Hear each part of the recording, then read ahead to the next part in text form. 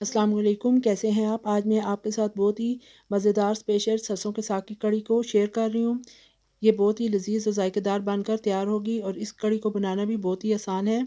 इस कढ़ी को बनाने के लिए हमें जिन चीज़ों की ज़रूरत है उनमें मैंने लिया है दही 1 किलो,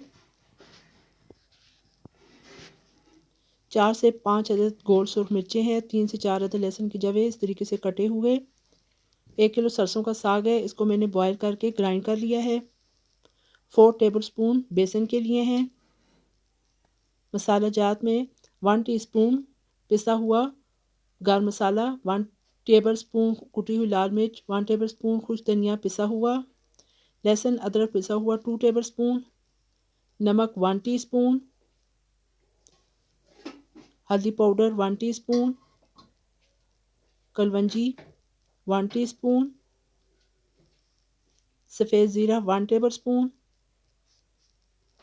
कसूरी मेथी 2 टेबलस्पून। चलें जी, आज की रेसिपी को बनाना शुरू करते हैं। बिस्मिल्लाहिर्रहमानिर्रहीम। एक कढ़ाई ले लें, उसके अंदर हाफ़ कप कुकिंग ऑयल डाल दें। जैसे ही ऑयल गर्म हो जाए तो इसके अंदर कलवंजी, लहसुन और अदरक को शामिल कर दें। तमाम चीज़ों को अच्छे तरीके से मिक्स कर लें। फ्लेम को आपने मीडियम ही रखना है।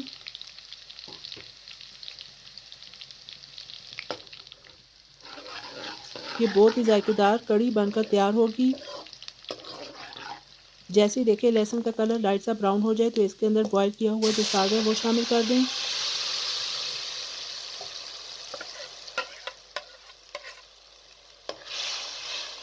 अच्छे तरीके से चम्मच चला लें और इसको पकने दें।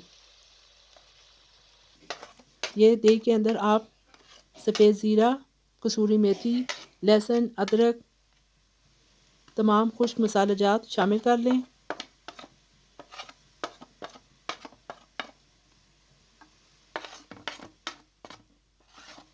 साथ में बेसन को भी डाल दें। 2 चुटकी येलो फूड कलर शामिल कर लें। चम्मच की मदद से पहले तमाम चीज़ों को अच्छे तरीके से मिक्स कर लें। साथ में पानी भी थोड़ा सा डाल लें और फिर इन तमाम चीज़ों को ब्लेंडर के अंदर ब्लेंड कर लें। ये देखिए जी, साग हमारा अच्छे तरीके से पक चुका है। अब जो दही और मसाला जात हमने ब्लेंड किए थे वो आप इसके अंदर शामिल कर दें और कढ़ी को इतना पकने दें कि ये गाढ़ी हो जाए। साथ में बराबर आप चम्मच भी चलाएं। 3 से 4 अदद साबुत मिर्चें डाल दें।